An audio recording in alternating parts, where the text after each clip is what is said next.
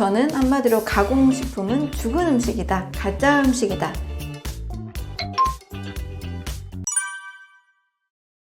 다이어트 할 때 보통 칼로리를 제한하고 또 운동을 많이 해서 몸에 쌓인 칼로리를 태우자, 지방을 태우자, 이렇게 접근을 하시는데요. 이것은 몸을 기계로 인식한 잘못된 접근이라 할 수 있습니다. 왜냐하면 같은 칼로리라 할지라도 살아있는 음식은 몸에 칼로리를 축적시키거나 지방으로 전환되지 않습니다. 살아있는 음식은 또 잘 찌꺼기를 만들어서 내보내기 때문이죠. 자, 문제는 과잉 칼로리만 있고 이 칼로리를 태우는 미량 영양소가 없는 죽은 음식, 가공식품이 문제입니다. 특히 이 가공식품에는 첨가물들이 같이 많이 포함이 되어 있습니다. 예를 들어 빵으로 과식했다, 또는 밀가루 음식, 라면이나 국수나 이런 면 종류로 과식을 했다 라고 예를 들어보면 칼로리는 정말 많죠. 그런데 이 칼로리를 제대로 태워주는 미량 영양소, 비타민, 미네랄, 식이섬유 같은, 효소 같은 이런 미량 영양소가 전혀 없습니다. 더군다나 이 빵을 만들고 라면이나 이런 가공식품 만들 때는 반드시 몇십 가지 첨가물이 같이 들어가죠. 이 첨가물들은 우리 뇌에서 식욕을 조절하는 이 시상하부를 지속적으로 자극을 할 수가 있습니다. 이 시상하부는 식욕을 억제하는 호르몬과 식욕을 촉진하는 호르몬을 조절하는 역할을 하는데요. 첨가물에 의해서 시상하부의 기능이 망가져서 적게 먹었는데도, 칼로리는 적은데도 불구하고 살이 찌는 이 원인이 될 수가 있는 거죠. 칼로리를 굉장히 계산해서 100칼로리 정도로 굉장히 조금, 국수 조금 먹어서 열심히 살을 뺐는데 나중에 요요 현상이 오는 것들을 많은 분들이 경험을 해보셨을 거예요. 이 요요 현상도 역시 뇌의 시상하부, 식욕 촉진 호르몬과 식욕 중추 호르몬의 조절이 되는 역할이 실패했기 때문입니다. 그래서 칼로리만 제한하고 칼로리만 계산하는 다이어트가 중요한 것이 아니라 우리 신진대사가 원활할 수 있도록 내 몸에, 내 세포에 꼭 필요한 음식을 먹는 것이 중요하다고 볼 수 있습니다. 칼로리를 태우는 측면에서 이제 운동을 많이 선택을 하시는데요. 운동 자체가 문제가 되는 것은 절대 아닙니다. 운동 정말 필요하죠.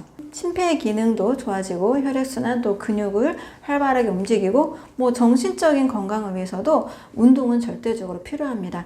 단 어떤 분들의 경우에는요, 이 운동이 해가 되는 경우가 있어요. 최근에도 몸이 굉장히 안 좋아서 체력이 없는데도 PT를 일부러 계속 받다가 오히려 몸이 더 상했다라고 하시는 분도 만나보게 됐는데요. 이분의 경우에는 몸 상태를 상담을 했더니 염증이 굉장히 많았습니다.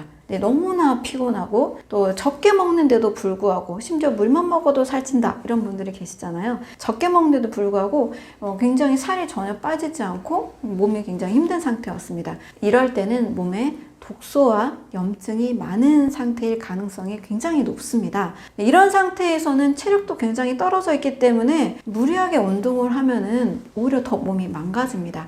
무조건적으로 운동을 선택하기보다는 몸 전체의 신진대사가 원활할 수 있도록 영양과 이 해독의 원리에 근거한 식사법을 먼저 선택하고 내가 할 수 있는 만큼, 체력이 되는 만큼 운동을 선택해야 됩니다. 그래서 운동을 무조건 나쁘다고 하는 이야기가 아니고요. 이만큼 우리 몸의 신진대사를 원활히 할 수 있는 영양과 해독의 원리, 좋은 영양의 섭취가 굉장히 중요하다는 이야기입니다. 그래서 몸에 꼭 필요한 영양을 섭취하시면서 또 해독이 원활한 몸을 만들면서 운동을 선택하시는 것이 훨씬 더 건강한 몸, 또 살이 더 잘 빠지는 몸이 될 수가 있습니다.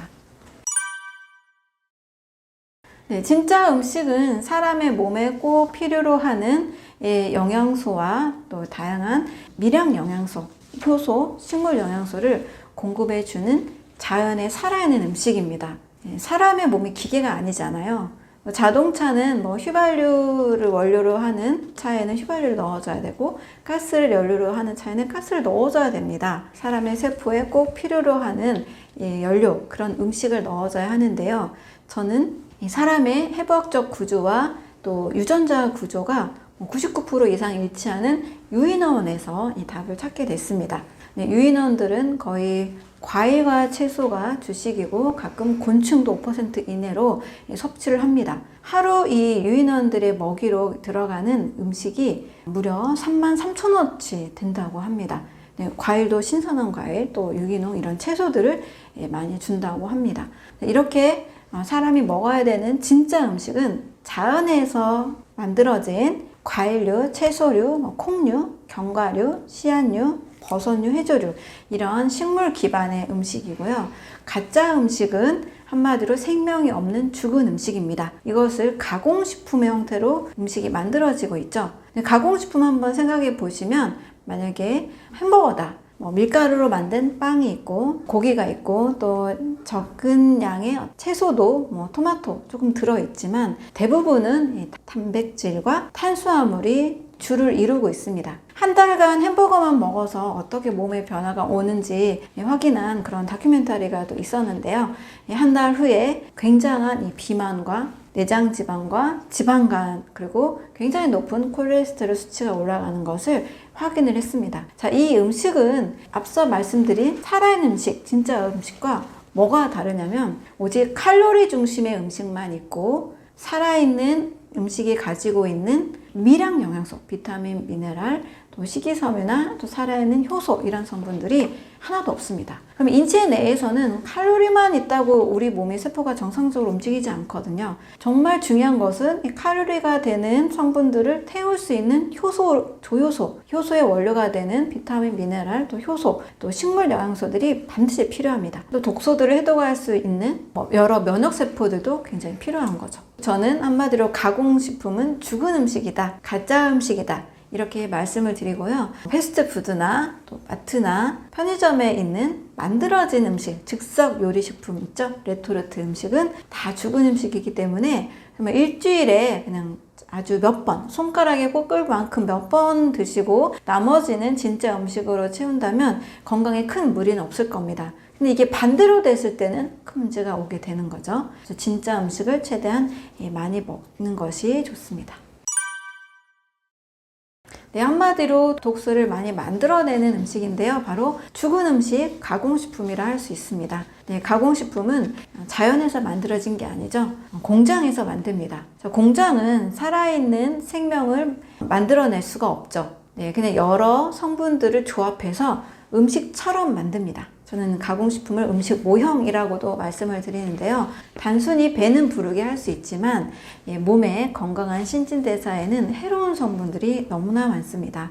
여러 해로운 성분들, 첨가물과 함께 만들어진 음식이기 때문에 이런 음식들은 인체 내에서 굉장히 많은 염증을 만들어냅니다. 그래서 가공식품, 죽은 음식, 음식 모형들 이런 것들을 저는 독소 음식이라고 합니다. 또 하나 더 덧붙이자면 너무나 많은 음식을 동시에 많이 먹을 때 골고루 많이 먹는 것이 소화에는 방해가 됩니다. 탄수화물, 단백질, 지방, 그다음에 과일, 채소 너무나 많은 음식을 골고루 그리고 과식했을 때는 인체 내에서 독소로 작용하기 때문에 내가 소화시킬 수 있는 만큼 또 완전히 연소시킬 수 있는 만큼 살아있는 음식으로 먹는 것이 건강에 꼭 필요한 지식이 되겠습니다.